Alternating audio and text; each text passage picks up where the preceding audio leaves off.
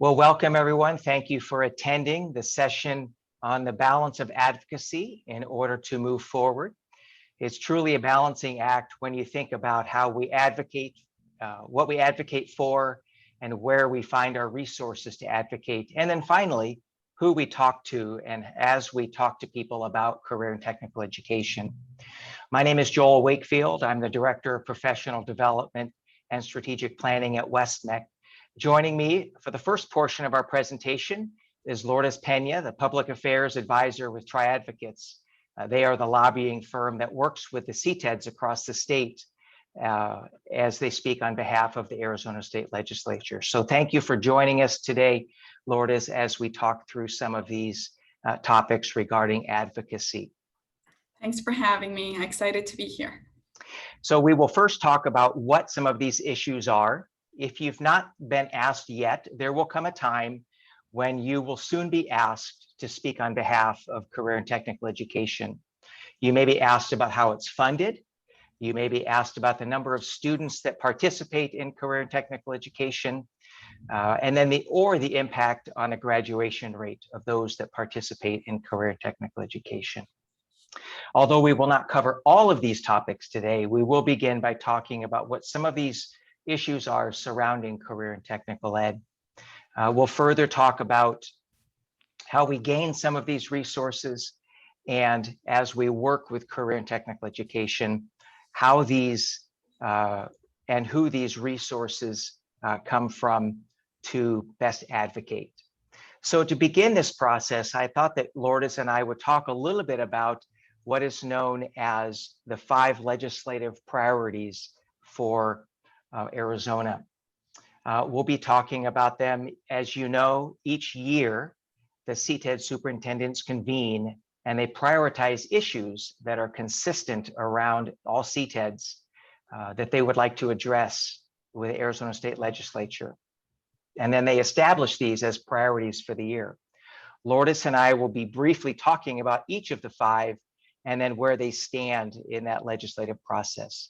So let's first talk about this House Bill 2301, the CTED letter grade. So Lourdes, if you could talk a little bit about what the bill is, why it's important to us, and what the current status of the bill is.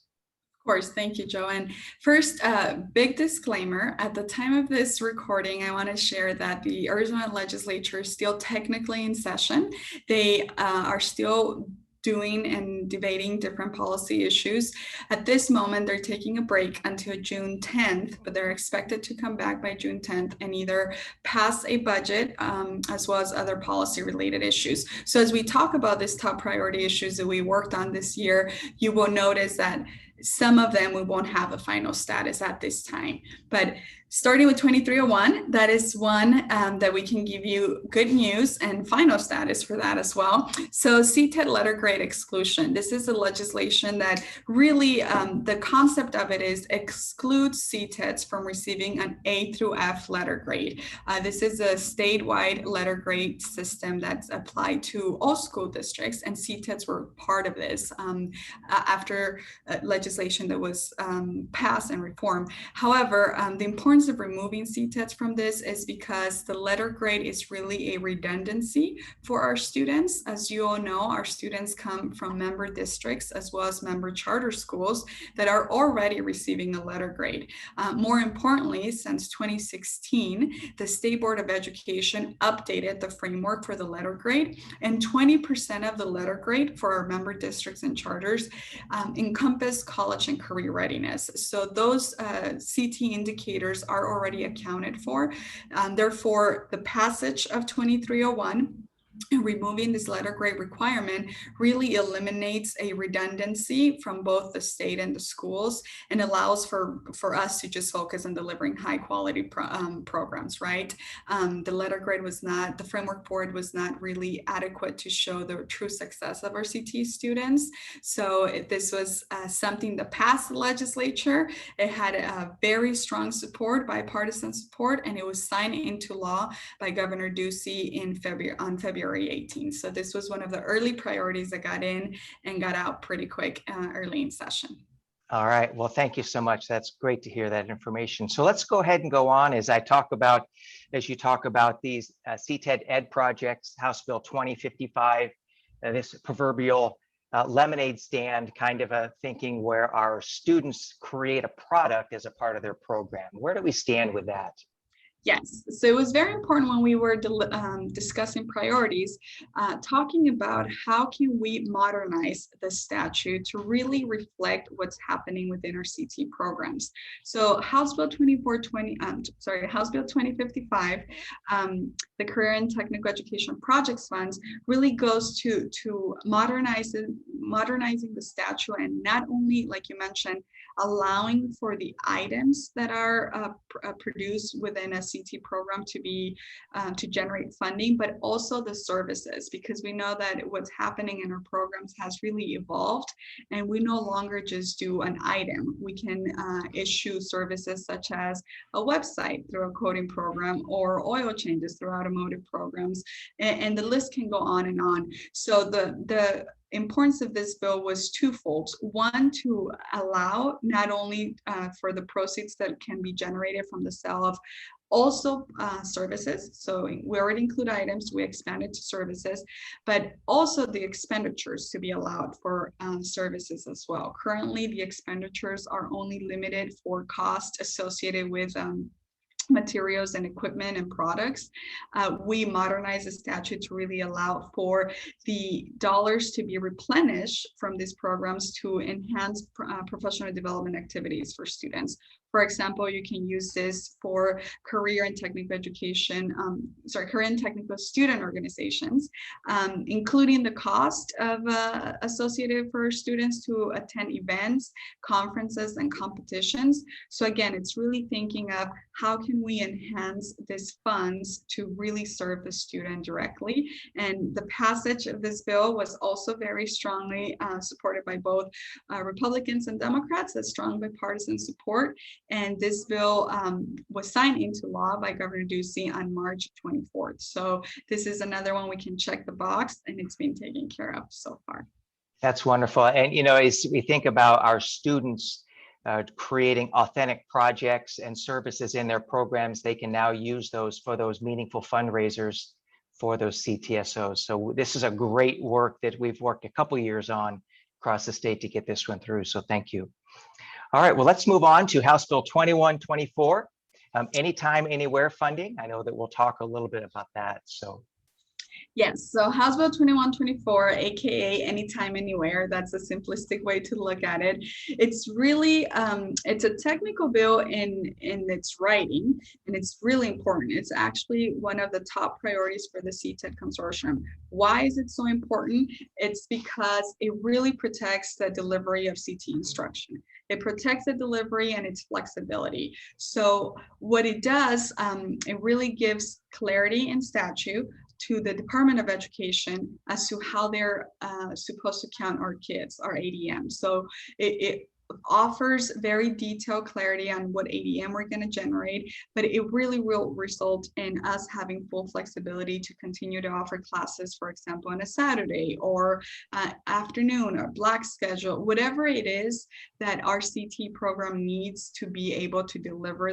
the instruction to the student to the best fit their needs. So we know our students have very rigorous academic schedules already. Many of them also have jobs. So CTE itself was designed to be nimble and flexible. What we need to make sure is that the delivery of this instruction can be clear, and it can be offer in a way that we can meet the student where they need us to be at. That's why this is so important. The status of this bill is it passed the House with 53 ayes. So out of 60 representatives, 53 supported the bill. It passed the House, it's in the Senate, it's pending a final vote from the Senate. Because it deals with ADM, average daily membership, the bill was essentially parked. And the reasoning for that is it deals with a student count, right? So it could potentially have an impact for fiscal impact for the state. It was put on hold. It's been part of the ongoing negotiations for a state budget. from the CTEP perspective, it's incredibly valuable, it's incredibly necessary, and it really shows a multi-year effort of working with our partners at the Department of Education to make sure they have the statutory clarity to allow us for that flexibility in instruction. So very top priority, our number one priority, and we continue to work to advance that issue. Well, that's wonderful. And as you think about the number of students that are in band or participate in sports who might not have the opportunity and the access because of their other priorities, this really speaks to them. So thank you.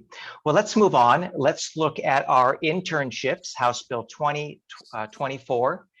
What is it? Why is it important? And then what is the current status? So this bill is 2024 current status. It also has a fiscal impact because what we're doing with House Bill 2024, it's really expanding access to work-based learning opportunities. So as of right now, CTEDs are not able to generate funding when a student is participating in an internship. What this would do is allows for that dedicated funding to come in and for that formula funding to be offered to a student who participates in an approved internship program. This is, again, allowing that work-based learning experience. And it really does provide that funding internship, that dedicated funding internship, because of the value and really the need of our staff from CTED's perspective, right, to identify appropriate work sites, to work with our business and industry folks, to make sure that we establish really solid internship agreements, make sure that we delineate the appropriate task for the student, and really make sure that not only is the student getting that work-based learning experience, but they get a relevant evaluation at the end of this internship. And we therefore create a pipeline for our business partners of the next workforce that they're going to be tapping into and hiring. So it's really important. It's something that a lot of our CTED partners and business partners have talked about the importance of allowing for this funding. And again, the bill itself, it was a standalone bill, and I'm getting ahead of the agenda here, but this was also included in the following bill that we're going to talk about later. And that's because that's how important it was for our folks, right? To make sure that we have work-based learning opportunities for our students. So the bill has not passed yet.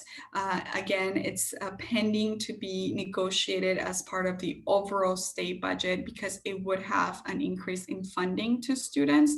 Therefore, it would have a small fiscal impact to the state. Well, thank you. And as you listen, as I listen, I think about this is all about creating a more robust delivery model as we think about CTSOs, as we think about lab instruction, work-based learning opportunities. Internships will be an incredible component of that. So thank you for your work on that. So let's go to the final legislative priority, this fourth year funding, and spend a little bit of time talking about that because funding is always a hot topic at the state legislature. Absolutely. So fourth year funding, and I think I would just want to remind the audience and all the strong supporters of CTE that are watching this, it's been a long time since we've had any funding for freshmen. I believe the last time when this freshman funding was cut, I believe it was 2011. So it's been a while since we ever got any restoration for fourth year funding. So with this, in saying that, there's also been different proposals to restore that funding and different ways to do that. So what we're going to talk about is Senate Bill 1179, which is the latest proposal. This is really a way to restore funding in a targeted approach.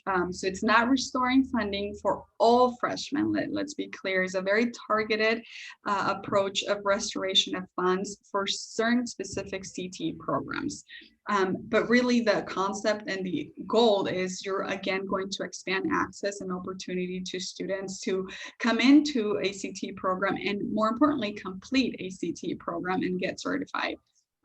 So this is the bill itself would really target restoration of fourth year funding. It's a good first step. It increases access for some ninth graders. Those ninth graders would have to be part of what we call in-demand programs. So there's going to be a list every year that the Office of Economic Opportunity, in coordination with the Arizona Department of Education, developed this in-demand list for CTE programs that lead to high or medium paying jobs. And if your ninth grader is part of this, it's taking a program that is one of these qualified programs on the in-demand list, they can then generate funding for ninth grade if and only if they do persist and they stay enrolled in a CTE program up until junior year. So there is a delay in the funding. We like to say that we can't let perfection be the enemy of the good. So this is a good start. It's not where we would all want to be. We would want a full restoration of our programs, but it's really a good targeted approach to show that some ninth graders and 13th graders, let's remember, ninth graders and those students the year immediately following graduation, they can have limited access to some funding for targeted programs. This bill, on top of expanding that window of opportunity and time that students have to complete programs, it also includes the internship funding. So that's also included here, which it would be, again, expanding access to work-based learning opportunities. There's also some language there that allows for instruction to be provided any day of the week, any time of the year. It is a lot more broad. It's not as concise and detailed as what we have in House Bill 2124. But as you can see when I'm talking about 1179, this was really an attempt to do a catch-all in one bill, and it's more of a strategy of how we can really get our bills through the process, make sure that our top priorities are being heard, and really a compromise, because fourth year funding, this is really a compromise of some restoration of funding that would be really important for more students to come into our programs, more completions. However, it's not the silver bullet. It is not the end of it all, because we know that as we continue to see the interest and the demand for our CT programs, at some point we would like to be where all programs, all ninth graders can have access, and we're not having to do this targeted approach or having to jump through different hoops to get this funding. But in the current time, the status of this bill is it is part of the budget, the proposed budget. Let's be clear, nothing has been passed yet, but this proposal is included in the introduced proposed budget, which the legislators are still talking about, negotiating, and hopefully it stays in that budget, and we can come back next year and say that it got done, and that we can now show reports of the success that we can see with some of that funding that was included there. Well, thank you. I think it's important to note that this is restorative funding also. It's not new funding that's being requested, and you reiterated that a few times, and so we appreciate that. But all is the good work that Tri-Advocates is doing, as well as the CTEDs across the state and others. So these really are the 5 legislative priorities, and as you can see, we've had a lot of traction and a lot of work that's been done on them. But they are all meaningful to the work of CTE across the state. So with that, I would like to say thank you, Lourdes, for your time today. I know you've got some other things you're working on, and so we're going to continue to talk about some other items, but we appreciate your participation. So thank you so much, and feel free to step out as you have other things going on today. Thank you. And we really want to say that in our advocacy efforts is critical when we have great partners like yourself and all the attendees that are really amplifying the message and the value of CTE. We are honored to be your representatives at the state capitol, and it really makes it somewhat of an easy job to have such a great product to be able to deliver and say and amplify the importance of expanding access to CTE across the state, because that's really, we know that's a key indicator of success for our students and families. So we are honored to continue to be a partner in this work. Thank you. You have a wonderful day. Thank you. Well, we will continue to move on. I know that we've got some other things to talk about. We've spoken about what the issues are. And now let's talk a little bit about where we can find some of these resources. I know that Lourdes talked a little bit about each of these 5. And so there are many resources that have already been put out there for us on some state websites and so forth. So let's take a moment to look at some of those. In 2010, Arizona CTE Leads grew out of a committee of dedicated Arizona career and technical educators. They wanted to build capacity to ensure sustainability of CTE leadership in the classroom, in school administration, and in post-secondary leadership, as well as business and industry. Thus, AZ CTE Leads was formed. You can see in 2011, a teacher track was created. This teacher track was later named the Premier Series, which we now know as the Premier Series, opportunities for teachers to take continuing education courses, and in many cases, use those courses for their continued certification. Following that, the Administrator Series was created to develop the professional development for administrators. The Administrator Series was developed by and for CTE administrators.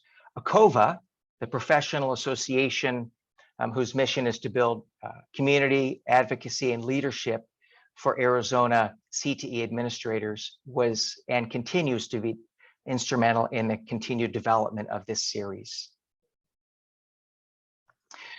Another resource that's available through AZ CTE Leads is the Counselor Series. The Counselor Series, as you can see, has many resources that are available for counselors across the state so that they can do their job as they promote CTE and help students as they think about their pathway towards economic independence.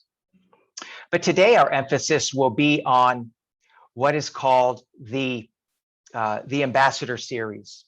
The Ambassador Series is a series that is created essentially as a number of resources that are available for us as we advocate. And I have to pause here for just a moment because I wanted to share that because all of these resources are so incredible and important, the decision was made to take all of these resources and host these on the ACTEAZ website. So you will see, as you think about finding these, you will look at the AZ CTE website, and then CTE Leads has its own tab, and then underneath that tab, there are a number of resources available.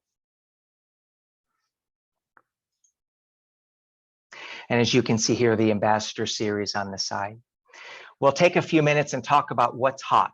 What's hot really is a place that you go to find out about current status of bills. Lourdes just got done talking a few minutes ago about these priorities. You can click on the link for the priorities to find a publication that you could print out and hand to somebody. And then you can also see a location where you have these legislative updates. And these legislative updates are up to speed, up to hopefully within the week or so of where we are with the current bills. You can see this update occurred on May 20th. By the time you're seeing this, it'll be later in July, but you can see that we continue to update. One of the things that you'll see in the legislative priorities section under CTE Leads What's Hot is what's called a request to speak. And we'll talk a little bit more about request to speak later, but request to speak essentially is your opportunity as a citizen, you speaking as a citizen, to speak about a bill, a House bill or a Senate bill. And you initially will go down to the state legislature, sign in on the kiosk, create an account. And from that point on, once your account has been created, then you can, from your computer, weigh in on your opinion and as you talk to legislators and communicate your voice. Please remember that as you advocate, you are using your personal email. You are not using your school or your government email.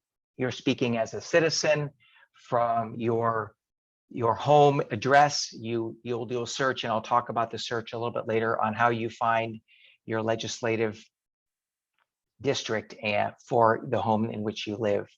But Request to Speak is a great opportunity for you to voice how you feel about these topics. We also have in this ambassador series a section that's called Making a Case for CTE. And really there's a number of resources in this Making a Case portion. The first of which I'll talk about is called the Speakers Bureau. The Speakers Bureau is a portion of the LEADS website where our goal is to increase the understanding of and the value of CTE statewide. We really want to increase people's understanding. Maybe it's your homeowners association, maybe it's a group of citizens that you know, maybe it's a town council that needs to know about CTE and the value that it adds. And so we've created what's called the Speakers Bureau. Our hope is to help you as you attend conferences to share the good work of CTE. We hope to increase the number of people that are presenting about CTE. There are pre-made presentations that are available for you. I'll share in a few moments how you can request somebody to support you or to even speak for you in this new virtual environment. Signing into a meeting can not be any easier. So there's that opportunity also. And then we also are working on resources for you so that you know best how to use these tools. We'll talk about some of the other resources in just a moment. So let's take a moment and look at how we access these from the home page. You'll see that we found this during the pot of gold. Scroll over to the LEADS website down, and you can click on Making a Case for CTE. When you click on Making a Case for CTE, you'll scroll down and you can see some basic fact sheets and then a number of presentations that are downloadable. Some of them have speaker notes, which is an area we're continuing to build on. And we work to keep these updated. So these download in PowerPoint and then allow you the opportunity to change them. They're not copyrighted, they're yours to use as you present to different organizations. So please use these. And as you'll see in a minute, reach out to us so that we can help you with some of those. Also on the website, you will see the opportunity to advocate for CTE by utilizing the Speakers Bureau. This is a Google form that I'll show you in just a moment that will come up, and you can fill in the information about where you're speaking, what you need, and then submit it, and it will allow, we will be able to then reach back out to you. So let's look at how you access this. You'll see it's on the CTE LEADS website. Go to the home page. Once you're at the home page, the LEADS Speakers Bureau link will come up. A Google form will come up. You simply fill it out with the things that you need, the dates that you might need assistance, and then submit it. And then that, as I said, that will give us some notification of what the needs that you have. Really is an underutilized resource that is available for you. So this really is something that we want to promote and be available for. Well, those are some of the resources that we have at the state. So let's talk a little bit about some of the national resources. You're familiar with the ACT Online, the National Association, and their website.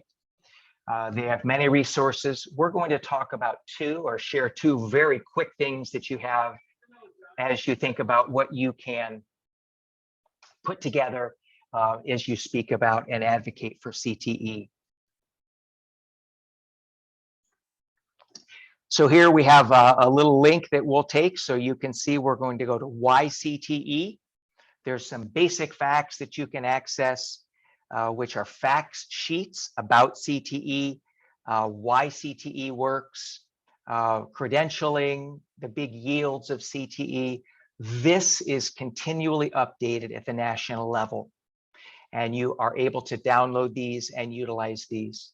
ACT does ask you to give a little bit of information about yourself, and it simply allows them to know who is downloading this information as well as adds value to why they need to continue this.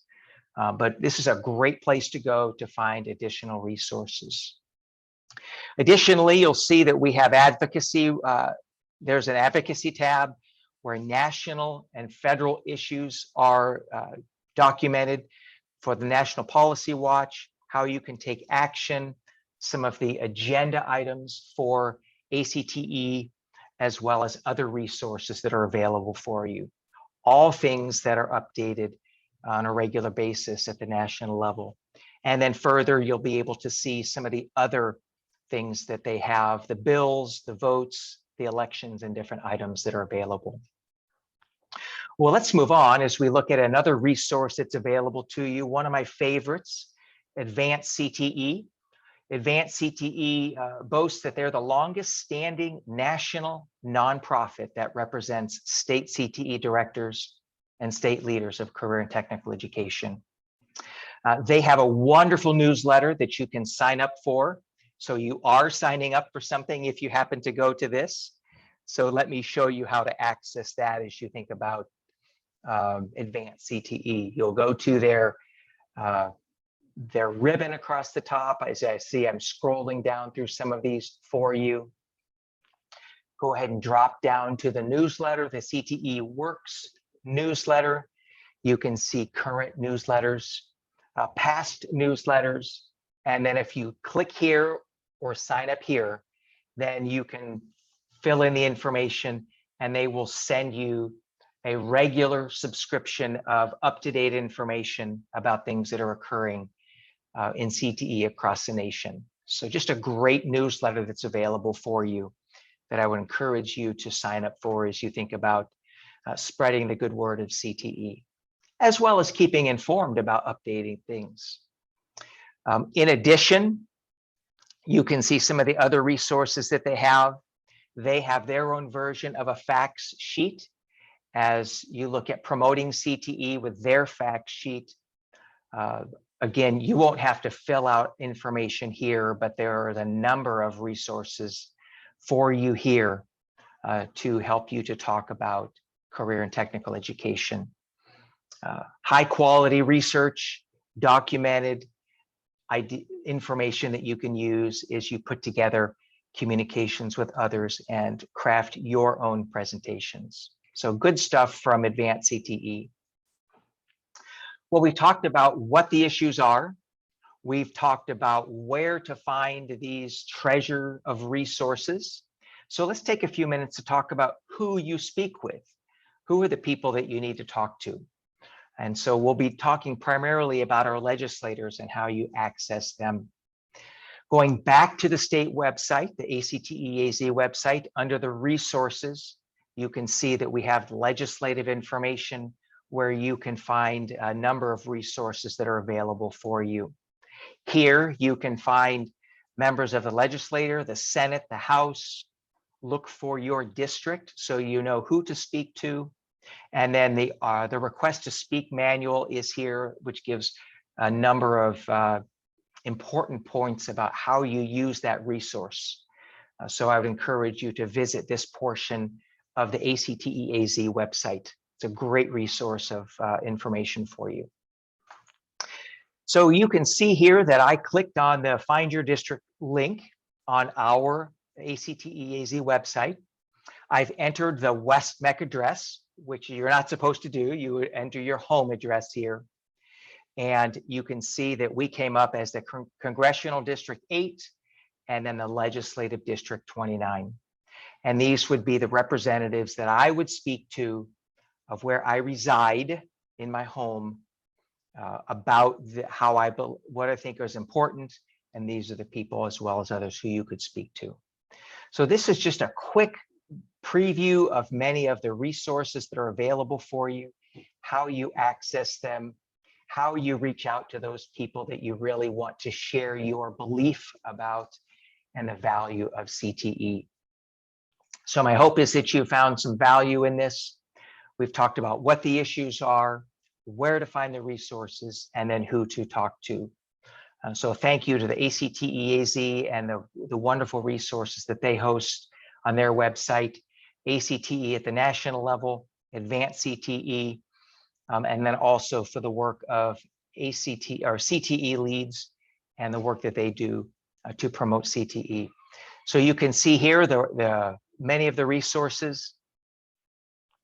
And then if you see my contact information up here, feel free to reach out to me via email or call my office phone.